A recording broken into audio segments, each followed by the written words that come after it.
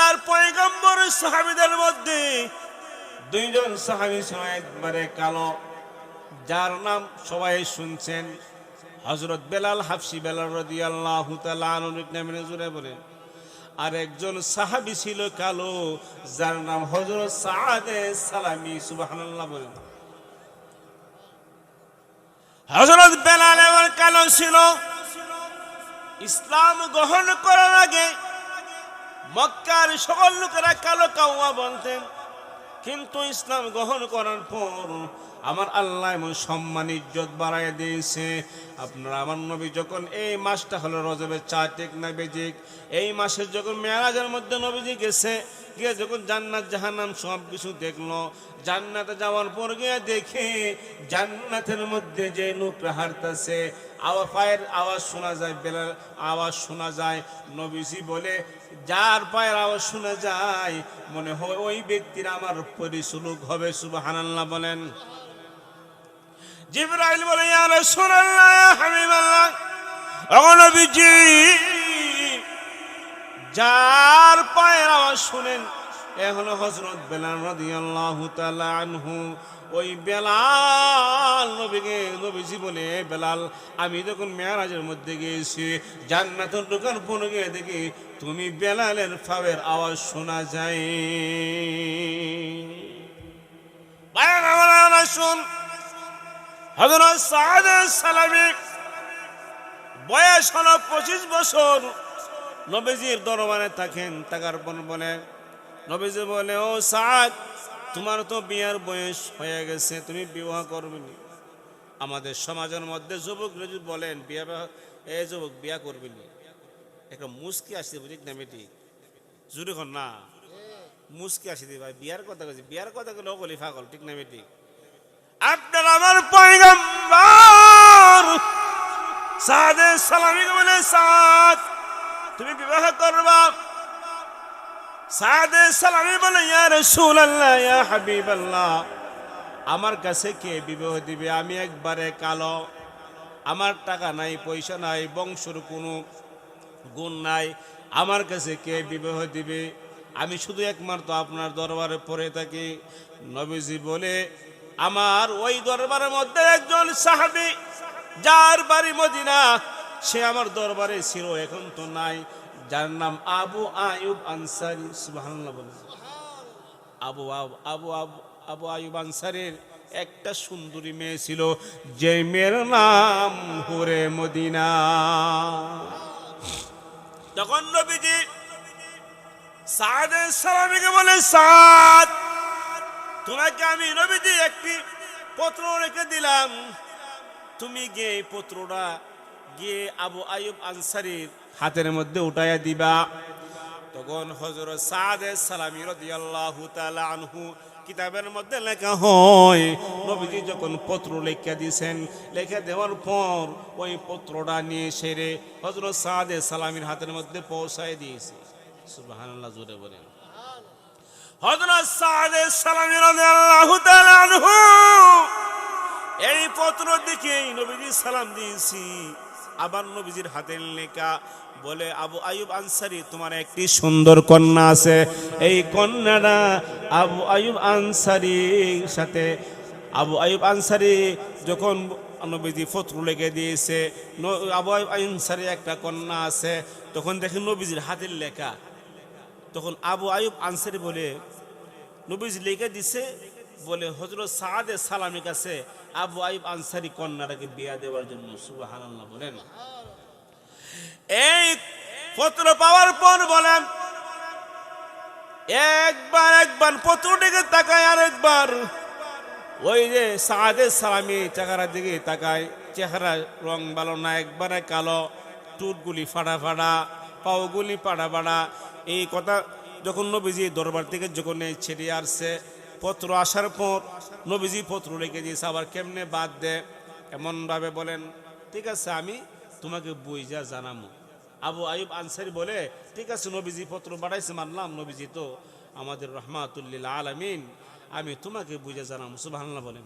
নাহমাদুহু ওয়া নাস্তাঈনুহু ওয়া নাস্তাগফিরুহু ওয়া নু'মিনু বিহি ওয়া নাতাওয়াক্কালু আলাইহি ونعوذ بالله من شرور أنفسنا ومن سيئات أعمالنا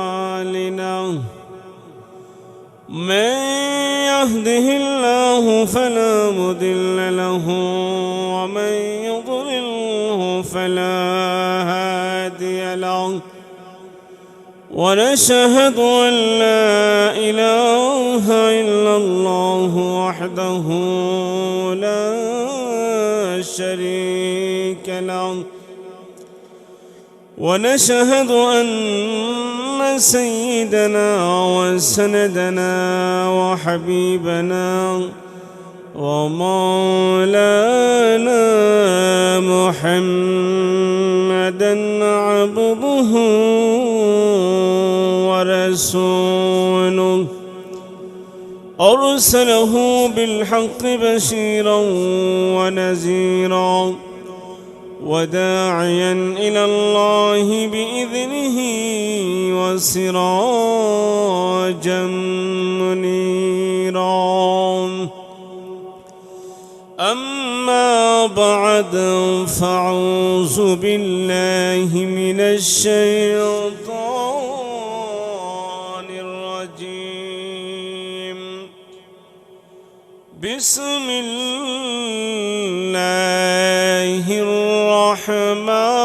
الرحمن الرحيم إن أكرمكم عند الله أتقاكم صدق الله العظيم قال النبي صلى الله عليه وسلم لا تقوم الساعة حتى يقال في الأرض الله الله أو كما قال النبي عليه الصلاة والسلام إن الله وملائكته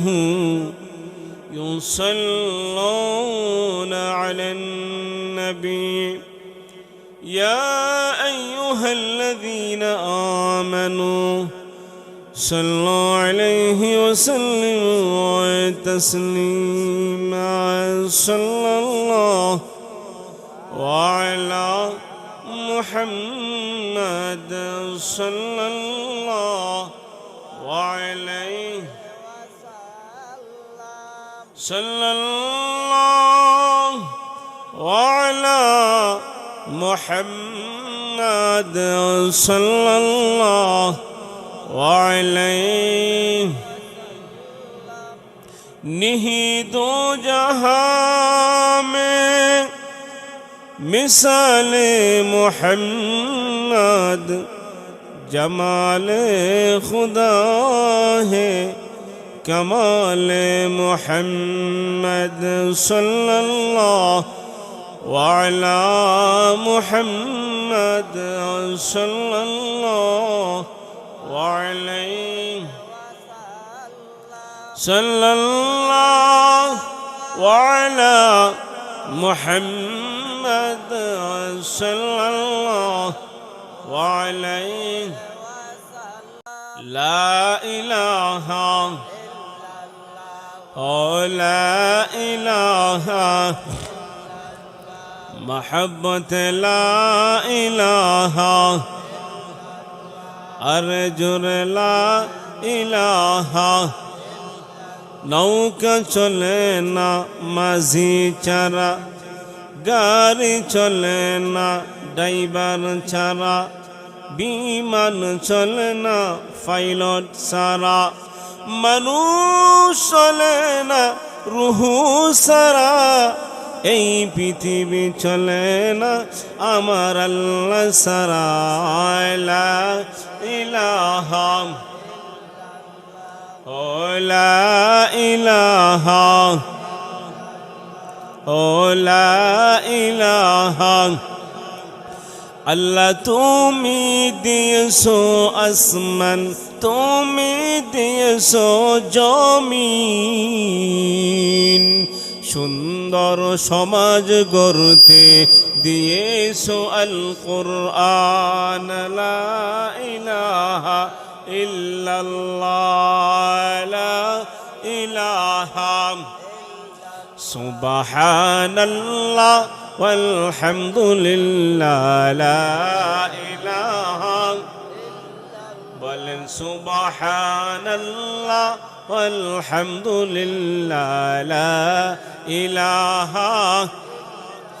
অসীম দয়ার সাগর তুমি, ধনী দরিদ্র কর তুমি, অসীম দয়ার সাগর তুমি, ধনী দরিদ্র কর তুমি, তুমি পারো হতে সহায় অবাগা এই বান্দার। সুবহানাল্লাহ, আর জোরে সুবহানাল্লাহ ওয়ালহামদুলিল্লাহ, লা ইলাহা। তামাম জাহান সৃষ্টি তোমার, আকাশ মাটি সাগর পাহাড়, তামাম জাহান সৃষ্টি তোমার, আকাশ মাটি সাগর পাহাড়, তুমি পারো হতে সহায় অকুল সমুদ্র নীল দরিয়া। সুবহানাল্লাহ,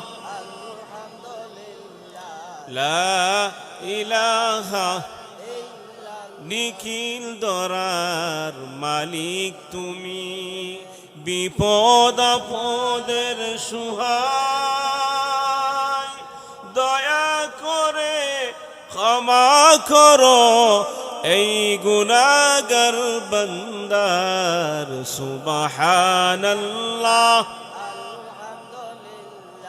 লা ইলাহা, সুবহানাল্লাহ ওয়ালহামদুলিল্লাহ, লা ইলাহা, লা ইলাহা ইল্লাল্লাহু মুহাম্মাদুর রাসূলুল্লাহ সাল্লাল্লাহু আলাইহি ওয়াসাল্লাম। মুআজ্জাজ মুহতারাম মুরব্বিন আযম, আজকের মাহফিলের শ্রদ্ধেয় সম্মানিত সভাপতি জনাব শাহ আলম মেম্বার, সাবেক মেম্বার সাহেব,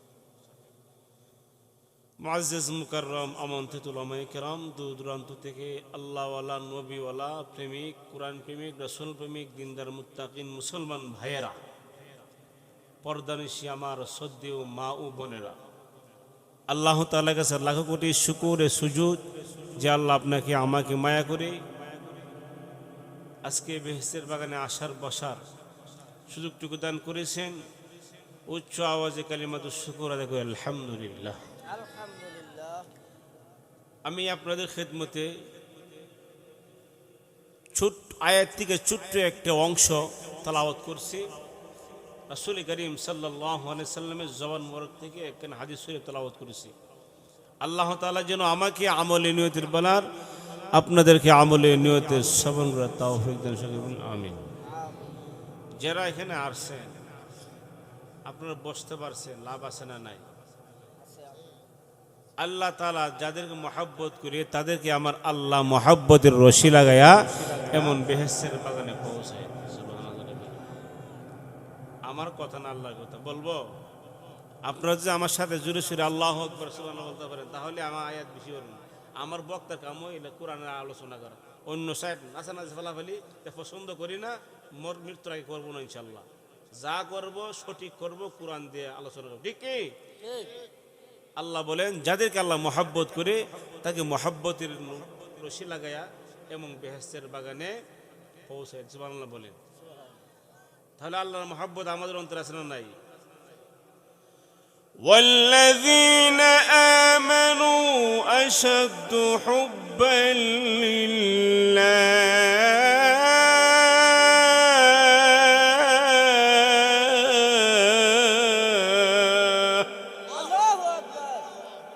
والذين آمنوا أشد حبا لله, যাদের অন্তরে আল্লাহর প্রেম, নবীর প্রেম, ভালোবাসা আছে, তাদেরকে আল্লাহ এমন জায়গায়, এমন মজলিসে উলামায়ে কেরামের সোহবতে বসার সুযোগ করে দেয়। বলেন সুবহানাল্লাহ।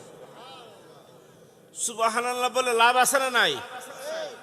কেমন লাভ? কইতে পারবেন না? যা সুবহানাল্লাহ মানে আপনি বলছেন সুবহানাল্লাহ তো আল্লাহ পবিত্র। কি? আল্লাহ পবিত্র। আপনি বারবার বলতেছেন আল্লাহ পবিত্র, আল্লাহ পবিত্র। আমার আল্লাহ বলে তুই যখন ঘোষণা দিয়েছস আমি আল্লাহ পবিত্র, আমি আল্লাহ পবিত্র, আমি আল্লাহ, তুই গুনাহগারকে আমি আল্লাহ গুনাহ মাফ করিয়া আমি আল্লাহ তোর পবিত্র বানায় দিলাম। সুবহানাল্লাহ আছে না নাই? এবার শুন, আল্লাহ পাক রব্বুল আলামিন আমার যুবক ভাইরা এত সুন্দর করে একটা মাহফিল সাজাইছে, দৈনিক ইচ্ছা করলে এমন মাহফিল সাজানো সম্ভব হবে না রে মেটি। এত সুন্দর আয়োজন করার পর তোমরা যদি তোমাদের ঘরের মধ্যে দোকানের মধ্যে বসে বসে থাকো, বসে বসে থাকলে তোমার জীবনের লস হবে। কার লস হবে না রে মেরে জুড়ে বলেন? আল্লাহ তাআলা কে সুন্দর, কে কালো, কে ধনী, কে বড়, কে ছোট এটা দেখে না, দেখে তার অন্তরে আল্লাহর মহব্বত, আল্লাহর বই। ঠিক না বেটি? যে আয়াতের মধ্যে আমি তেলাওয়াত করছি, আল্লাহ বলেন ইন্না আক্রামাকুম ইনদাল্লাহি আতকাকুম। তোমার অন্তরের মধ্যে কেমন বই, তোমার অন্তরের মধ্যে আমি আল্লাহর মহব্বত কতটুকু আছে আমি দেখব। তোমার অন্তরের মধ্যে কতটুকু ভালোবাসা আছে আমি তোমাকে দেখব। কতটুকু ভয় ভীতি আছে আমি তোমাকে আমি আল্লাহ দেখব। তুমি কি সুন্দর না কালো, না তুমি বংশ দিয়ে তুমি বড় না ছোট, এটা আমি আল্লাহ দেখবো। এক নাইটে জুড়ে বলেন শুন, সাহাবীদের মধ্যে দুইজন সাহাবী ছিল একবারে কালো। আল্লাহর পয়গম্বর সাহাবীদের মধ্যে দুইজন সাহাবী ছিল একবারে কালো, যার নাম সবাই শুনছেন, হযরত বেলাল হাফসি বেলাল রাদিয়াল্লাহু তাআলা আনহু নামে জুড়ে বলেন। আর একজন সাহাবী ছিল কালো, যার নাম হযরত সাআদে সালামি। সুবহানাল্লাহ বলেন। হযরত বেলাল এবার কালো ছিল। ইসলাম গ্রহণ করার আগে মক্কার সকল লোকেরা কালো কাউয়া বলতেন, কিন্তু ইসলাম গ্রহণ করার পর আমার আল্লাহ এমন সম্মান ইজ্জত বাড়ায় দিয়েছে। আপনারা আমার নবী যখন এই মাসটা হলো রজবের 4 তারিখ না বেজিক, এই মাসের যখন মেরাজের মধ্যে নবীজি গেছে, গিয়ে যখন জান্নাত জাহান্নাম সব কিছু দেখলো, জান্নাতে যাওয়ার পর গিয়ে দেখে জান্নাতের মধ্যে যে নূকরা হাঁটতেছে, পায়ের আওয়াজ শোনা যায়, বেলাল আওয়াজ শোনা যায়। নবীজি বলে যার পায়ের আওয়াজ শোনা যায় মনে হয় ওই ব্যক্তির আমার পরিশুলুক হবে। সুবহানাল্লাহ বলেন। জিবরাইল বলে ইয়া রাসূলুল্লাহ, ইয়া হাবিবাল্লাহ, ও নবীজি, যার পায়ের আওয়াজ শুনেন এ হলো হযরত বেলাল রাদিয়াল্লাহু তাআলা আনহু। ওই বেলাল নবীজি বলে, বেলাল আমি যখন মেরাজের মধ্যে গিয়েছি, জান্নাতের ঢোকার পর গিয়ে দেখি তুমি বেলালের পায়ের আওয়াজ শোনা যায়। শুন, হযরত সাআদ সালামি বয়স হলো 25 বছর, নবীজির দরবারে থাকেন। থাকার পর বলে, নবীজি বলে, ও সাআদ, তোমার তো বিয়ার বয়স হয়ে গেছে, তুমি বিবাহ করবে না। আমাদের সমাজের মধ্যে যুবক যদি বলেন বিয়া, এই যুবক বিয়া করবি না, একটা মুস্কি আসছে, বুঝি না বেটি? জুড়ে খন না মুস্কি আসি ভাই, বিয়ার কথা বলছি, বিয়ার কথা বলে বলি পাগল। ঠিক না বেটি? আপনার আমার পয়গম্বর সাআদে সালামি বলে, সাআদ তুমি বিবাহ করবা? সাআদে সালামি বলে, ইয়া রাসূলুল্লাহ, ইয়া হাবিবাল্লাহ, আমার কাছে কে বিবাহ দিবে? আমি একবারে কালো, আমার টাকা নাই, পয়সা নাই, বংশের কোনো গুণ নাই, আমার কাছে কে বিবাহ দিবে? আমি শুধু একমাত্র আপনার দরবারে পড়ে থাকি। নবীজি বলে, আমার ওই দরবারের মধ্যে একজন সাহাবী যার বাড়ি মদিনা, সে আমার দরবারে ছিল, এখন তো নাই, যার নাম আবু আয়ুব আনসারী। সুবহানাল্লাহ বলেন। আবু আবু আবু আবু আবু আয়ুব আনসারীর একটা সুন্দরী মেয়ে ছিল, যে মেয়ের নাম হুরে মদিনা। তখন নবীজি সাদ সালামীকে বলে, সাদ, তোমাকে আমি নবীজি একটি পত্র রেখে দিলাম, তুমি গিয়ে এই পত্রটা গিয়ে আবু আয়ুব আনসারীর হাতের মধ্যে উঠাইয়া দিবা। তখন হযরত সাদ সালামী রাদিয়াল্লাহু তাআলা আনহু কিতাবের মধ্যে লেখা হয়, নবীজি যখন পত্র লিখে দিয়েছেন, লিখে দেওয়ার পর ওই পত্রটা নিয়ে সেরে হযরত সাদে সালামীর হাতের মধ্যে পৌঁছায় দিয়েছে। সুবহানাল্লাহ, জোরে বলেন। হযরত সাদ সালামী রাদিয়াল্লাহু তাআলা আনহু এই পত্র দেখে নবীজি সালাম দিয়েছি, আবার নবীজির হাতের লেখা বলে, আবু আয়ুব আনসারী, তোমার একটি সুন্দর কন্যা আছে, এই কন্যাটা আবু আয়ুব আনসারীর সাথে, আবু আয়ুব আনসারী যখন নবীজি পত্র লিখে দিয়েছে, আবু আয়ুব আনসারী একটা কন্যা আছে, তখন দেখেন নবীজির হাতের লেখা। তখন আবু আয়ুব আনসারী বলে, নবীজি লিখে দিছে বলে হযরত সাদে সালামীর কাছে আবু আয়ুব আনসারী কন্যাটাকে বিয়া দেওয়ার জন্য। সুবহানাল্লাহ বলেন। এই পত্র পাওয়ার পর বলেন, একবার পত্রটিকে তাকায়, আরেকবার ওই যে সাদে সালামী চেহারার দিকে তাকায়, চেহারা রং ভালো না, একবারে কালো, টুটগুলি ফাড়া ফাড়া, পাওগুলি পাড়া পাড়া। এই কথা যখন নবীজি দরবার থেকে যখন ছেড়ে আসছে, পত্র আসার পর নবীজি পত্র লিখে দিয়েছে, আবার কেমনে বাদ দে, এমনভাবে বলেন, ঠিক আছে আমি তোমাকে বুঝা জানামু। আবু আয়ুব আনসারী বলে, ঠিক আছে নবীজি পত্র পাঠাইছে, মানলাম, নবীজি তো আমাদের রহমাতুল্লিল আলামিন, আমি তোমাকে বুঝে জানামু। সুবহানাল্লাহ বলেন। তখন ওই যে হযরত সাদে সালামী নবীজি ওই আবু আয়ুব আনসারীর বাড়ির থেকে চলে গেছে। যাওয়ার পর ওই যে আবু আয়ুব আনসারীর একটি সুন্দর মেয়ে ছিল, মেয়েটা দেখার পর বলে, আব্বু, একজন সাহাবী জন আসছিল আপনার কাছে, তোমাকে আসছিল ঠিকই, তোমার বিবাহ প্রস্তাব নিয়ে আসছিল। সুবহানাল্লাহ। তখন বলে, তা আব্বু, তো আপনি কি বলছেন?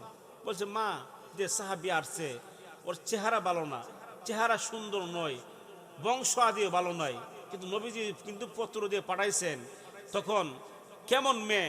মেয়ে বলে, আব্বু, আপনি জানেন না, আপনার আমার কলিজার টুকরা রহমাতুল্লিল আলামিন যাকে দিয়ে পাঠাইছে পত্র দিয়ে, কোনো সাধারণ সাহাবী নয়, সে কালো হইতে পারে, বংশের মাদ্দা ভালো না হইতে পারে, নবীজির খাস একজন, নবীজির আশেকের একজন সাহাবী যখন পত্র নিয়ে আসছে, আব্বা আপনি চিন্তা করেন না, আমি নবীজির পত্র যখন পাঠাইছে, আমি নবীজির পত্রের মধ্যে আমি রাজি হয়ে গেলাম। সুবহানাল্লাহ বলেন। আমাদের সমাজের মধ্যে যদি কোনো যুবক দাঁড়িয়ে রাইগা কোনো বাড়িতে যা মেয়ের প্রস্তাব নিয়ে, দেখবেন মেয়ে কইব, না আমি দাড়িওয়ালা পছন্দ করি, ঠিক না বিটি, কেমন আছে না? নাই, বলে দাড়িওয়ালা পছন্দ করি না, বলে মনে করব বয়স বেশি হয়ে গেছে গা, এই জন্য বিশ্বাস মনে করে না, আব্বু আমি বিবাহ রাজি না। কারণ দেখা যায় মানুষকে চাচার মতো, কেউ বড় ভাইয়ের মতো, এই জন্য অনেক মেয়েরা কিন্তু ওই দাড়িওয়ালা যুবক দেখলে কিন্তু বিবাহ রাজি হয় না। কিন্তু আবু আয়ুব আনসারীর মেয়ে বলে, আব্বা,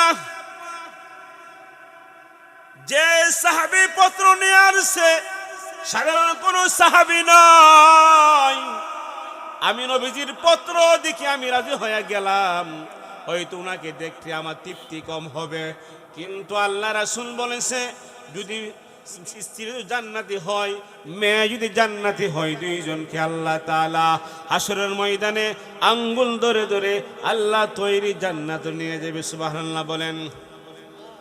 ওই মেয়ে বলে, আব্বা আপনি ওই সাহাবীকে তাড়ায় দিয়েন না, আপনি ওই সাহাবীকে বলেন আমি আপনার মেয়ে রাজি হয়ে গেছি, আব্বু তাড়ায় দিয়েন না।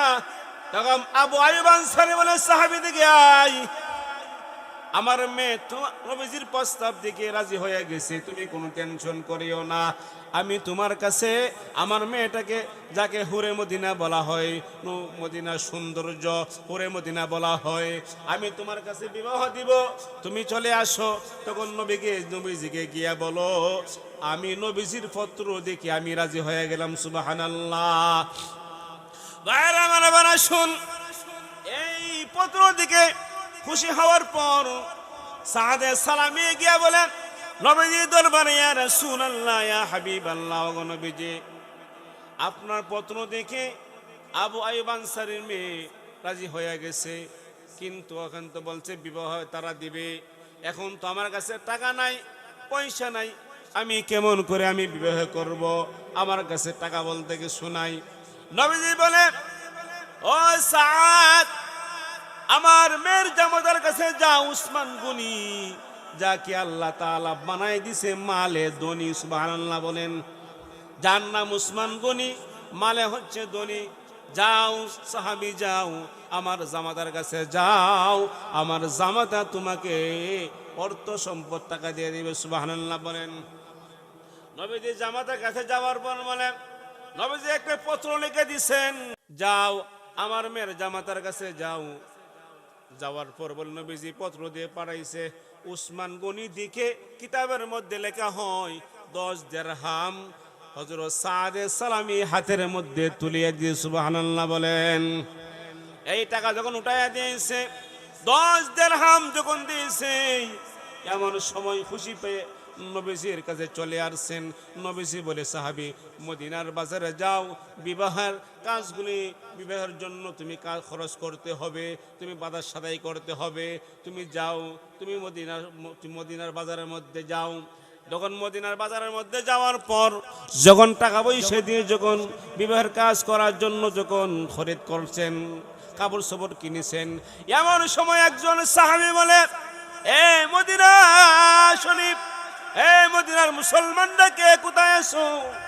এ সাহাবীরা কোথায় আছো? নবীজি বলছে, এখন ওই মসজিদে নববীর মধ্যে যাইতে হবে, যুদ্ধের ময়দানে যাই, যুদ্ধের ঘোষণা ডিক্লেয়ার নবীজি দিয়ে দিয়েছে।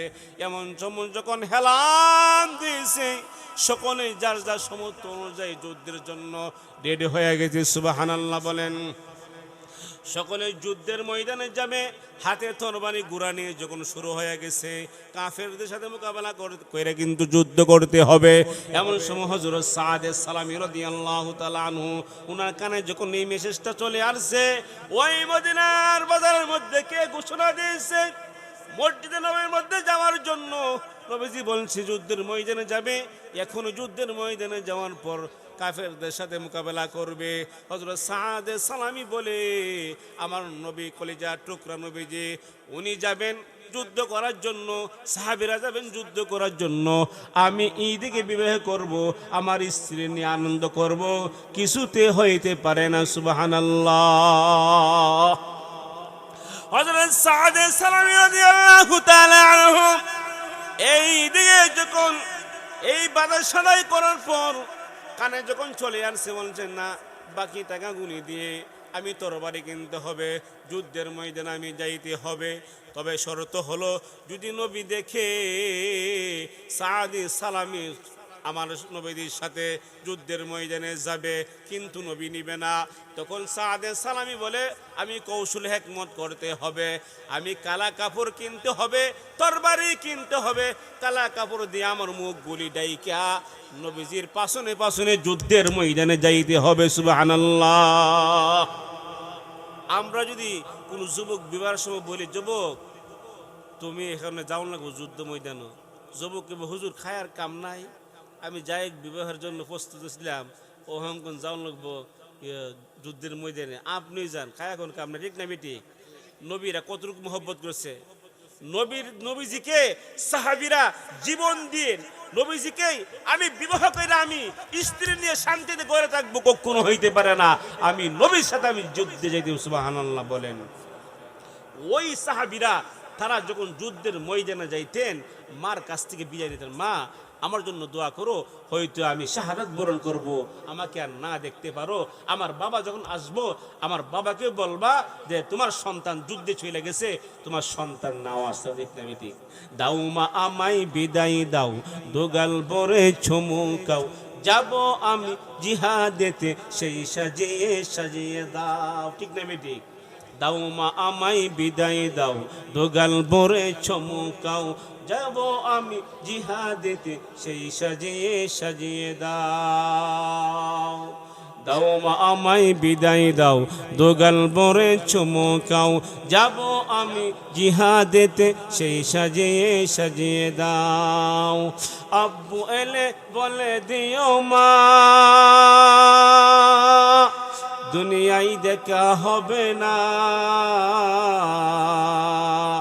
দেখা হবে জান্নাতেতে, কোনো চিন্তা করো না, দেখা হবে জান্নাতেতে, কোনো চিন্তা করো না।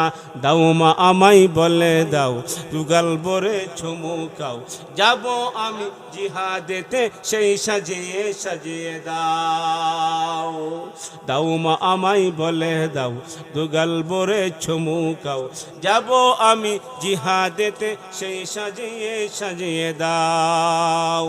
কুরআন কুরআন হাদিসের শত্রু যারা, আল্লাহ রসুলের দুশ্মন তারা। ঠিক না ঠিক?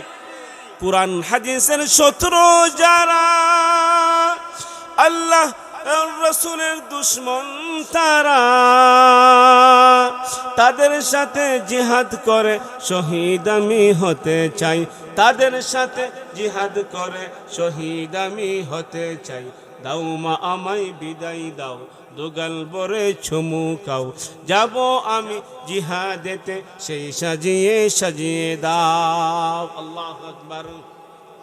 ভাইরা আমার, এই জন্য আপনাদেরকে যেই কথাগুলি বলতেছিলাম, আপনার আমার জীবনটা একমাত্র আল্লাহর জন্য হবে, রসুলের জন্য হবে। ঠিক না বেঠিক?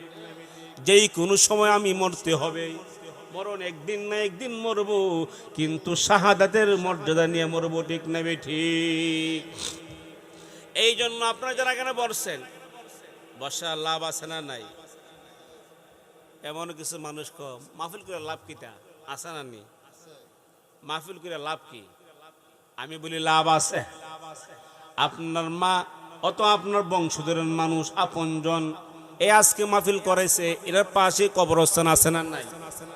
আজকের জন্য কমপক্ষে আলেম ওলামা যখন ওই জায়গার থেকে কোরআন হাদিসের কথা বলবে, আপনারা আমার পয়গম্বর বলে আজকের জন্য কবরে আযাব আমার আল্লাহ বন্ধ করে দিবে। তাহলে লাভ আছে না নাই? আবার বলে হুজুরের দৌড় মসজিদ পর্যন্ত, হুজুরের দৌড় আবার টিটকার মস্কার করে, হুজুরের দৌড় মসজিদ পর্যন্ত মানলাম, আমি বলি হুজুরের দৌড় মসজিদ পর্যন্ত, তোমার দৌড় বাজার পর্যন্ত। ঠিক না বেঠিক? আল্লাহ রসুল বলছেন বাজার হলো নিকৃষ্ট জায়গা, মসজিদ হলো উত্তম জায়গা। যারা মসজিদের মধ্যে আসবে তাদের জায়গা হবে, মসজিদ যাবে জান্নাত পর্যন্ত, এই মসজিদ যাবে জান্নাত পর্যন্ত। এই জন্য যারা মসজিদে আসবেন তাদের দৌড় হবে জান্নাত পর্যন্ত, আর যারা বাজারে গিয়ে বসে বসে গল্প করবেন তাদের দৌড় জাহান্নাম পর্যন্ত। ঠিক না বেঠিক? লাভ আছে না নাই? এই জন্য ভাইয়ের আমার, আরেকজন হযরত চলে আসছেন, আমি ছেড়ে দিব, কিন্তু কয়েকটা মিনিট আপনারা অপেক্ষা করবেন তো ইনশাআল্লাহ।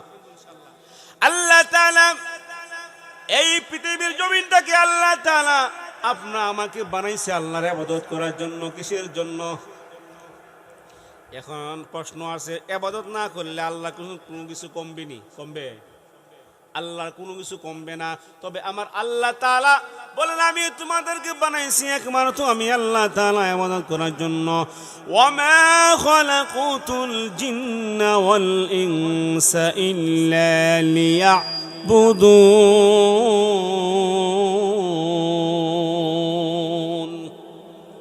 ওয়ামা খালাকুতুল জিন্না ওয়াল ইনসা ইল্লা লিয়াবুদুন। আল্লাহ বলেন আমি মানুষ এবং জিনকে বানাইছি একমাত্র আমি আল্লাহ তাআলা ইবাদত করার জন্য। এখন শেষ রাত্রে ফজরের সময়, নাকতেন না ঘুমা আছে না নাই? এত কনকনা শীতে আবার নামাজ, আল্লাহু আকবার আল্লাহু আকবার। একজন ইমাম সাহেব বলে হুজুর মসজিদের মধ্যে মুসল্লি আর দুইজন লোক নামাজ পড়ছি, কেউ বাহিদার কেউ রাতে ঘুমাইছে। আল্লাহ তাআলা বলেন ওই সময়ের মধ্যে আমার আল্লাহ তাআলা প্রথম আসমানে এসে ডেকে বলে হালমিন সাইরিন হালমিন মুস্তাগফিরিন ফাগফিরুল্লাহ। এমন কেউ আসুনি তোমার অর্থ সম্পদের দরকার, এমন কেউ আসেনি তোমার সন্তানের দরকার, এমন কেউ আসেনি রিজিকের দরকার, আমি আল্লাহ তাআলা প্রথম আসমানে এসে তোমাকে ডাকাডাকি করতেছি তোমাকে দেওয়ার জন্য। আর তুমি নাক টাইন না রে লেপ দিয়া ঘুমাও, ঠিক না ঠিক? কেমন করে ঘুমাও মুমিন, ফজর করে কাজা এমন হতে পারে জোহরে পর জানাজা, ঠিক না বেঠিক? কেমন করে ঘুমাও মুমিন, ফজর করে কাজা এমন হতে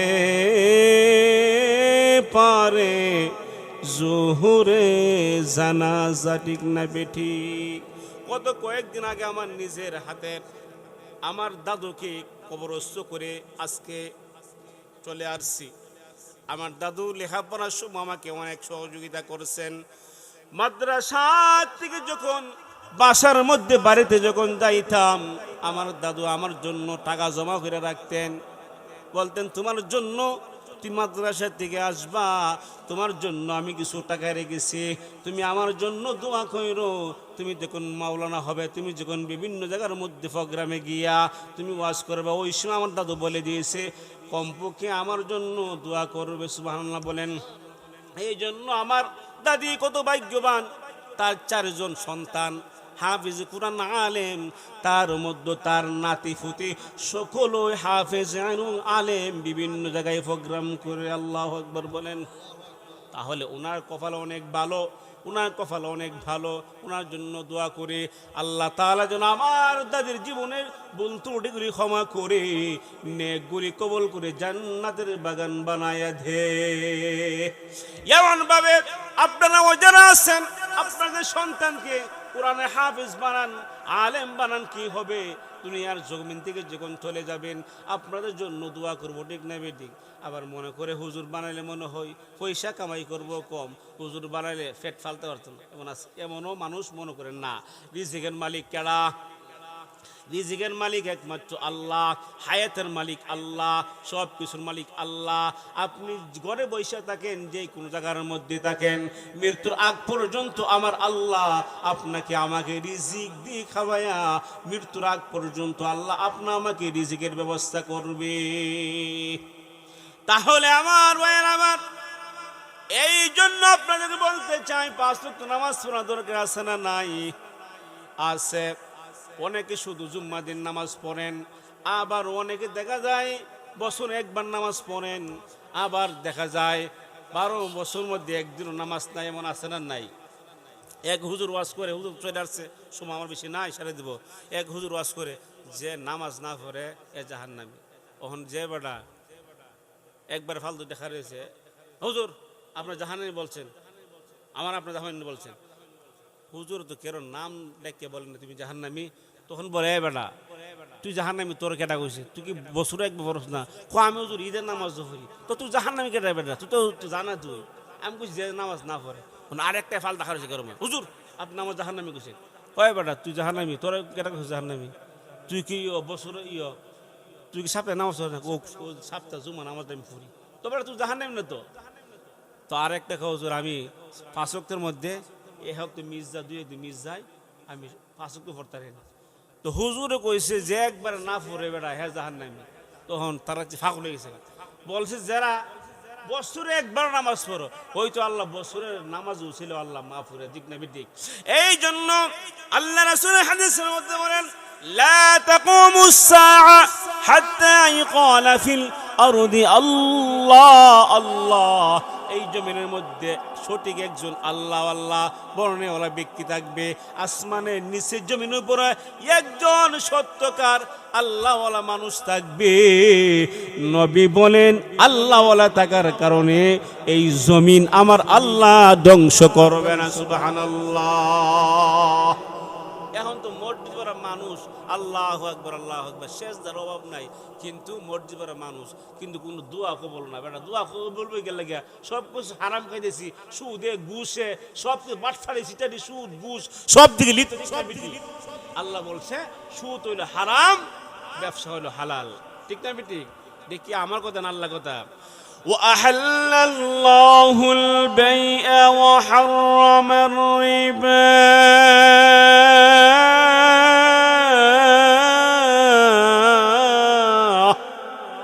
وأحل الله البيع وحرم الربا।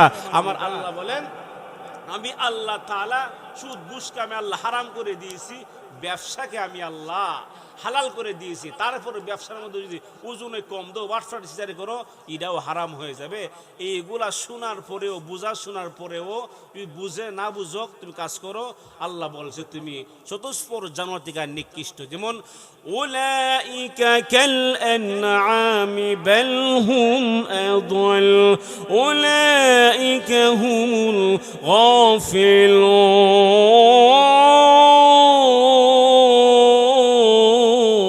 গাফিলুন। বলছে উলামায়ে কেরামের জবান থেকে শোনার পরেও সুদ খাইলা, ঘুষ খাইলা, উজরে কম দিলা, তারপর তুমি সদস্য জানোয়ার থেকে নিকৃষ্ট। বাইরে আমার লম্বা আলোচনা আজকে করবো না, উলামায়ে কেরামরা ইনশাল্লাহ আছে, সকল জবান থেকে শুনবেন। তবে আপনাদেরকে একটা কথা বলি, দেখেন হযরতরা দেখে না আসবে, যদি আপনারা এখানে লোক না থাকে তাহলে তাদের জবান থেকে কথা কিন্তু বাহির হবে না। ওই দেখবেন তাবারকের সময় অভাব নাই। আর এই যে সুন্দর উলামায়ে কেরাম 30,000 টাকা যে বক্তা আনবে, এই বক্তা কিন্তু এই কথাই বলবে, কিন্তু কথা কি ওই দূর থেকে আসতে তার আকর্ষণ বেশি। কিন্তু যে হযরতটা দেশে বিদেশে আছে তারা একই কথা হবে, কিন্তু দূর থেকে যারা আকর্ষণ বেশি। আলহামদুলিল্লাহ সমস্যা নাই, আমরাও অনেক দূরে গেলে আকর্ষণ থাকে। এই জন্য যারা এখনো বিভিন্ন জায়গার মধ্যে বসে আছেন, আপনাদের কাছে আমি হাত জোড় করে বলতেছি, মেহেরবানি করে চলে আসুন। আল্লাহ তাআলা যেন আজকের এই মাহফিল উসিলা করে, জরিয়া করে সকল কবরবাসীদের কবরে আযাব আমার আল্লাহ বন্ধ করে দেয়। ওই জায়গা থেকে আমরা সকলে নিয়ত করে আমল করে অন্ধকার কবরে যাওয়ার তৌফিক দান করুন। সকল আমিন ওয়া আখিরু দাওয়ানা আলহামদুলিল্লাহি রাব্বিল আলামিন।